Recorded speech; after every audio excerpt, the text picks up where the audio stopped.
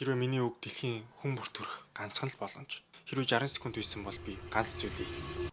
Өнөөдөр чиний ирээдүйд чамаас цагаа хий дэмий зүйл бити өрөөж хийж гуйж байна. Цагаа хий дэмий бити өр. Чиний маргааш хий, дараа л яа хий гэсэн бүхэн чинь чиний ирээдүйн амьдралаас баг угаар хөмсөлж байна. Тийм ээ, би ч гэсэн тийжсэн. Хүлээсээр л зүв цаг үе гарч ирэх хүлээсээр идэл маш их цагийг алдсан байлаа. Гэтэ нэг зүйлийг ойлгосон маань зүв цаг гэж хизээж ирдэггүй. Одооноос хичээж хийсэн жижиг үйлдэл бүр чинь чамд ирч хүж өгч ирээдүйн том өөрчлөлтийн эхлэл болж шүү. Тиймээс яг одооноос хэл. Яг одооноос шацай. Хамгийн наазахын ганцхан зүйл сонго. Гол нь тэр зүйлдээ үнэнч вэ? Тэр зүйлээ дадал болох. Төс төгөлтөр байх гэж битгий ч. Зүгээр л хийх ёстой. Хиймээр байгаа зүйлээ тултал шалцгар хий. Өчигдрөө өөрийгөө ял. Өчигдрөө өөрөөсөө илүү бай. Өнөөдөр ялгцсан бол маргааш хараал ицсэн ял.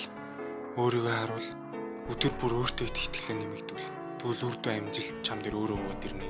Хээ гэж.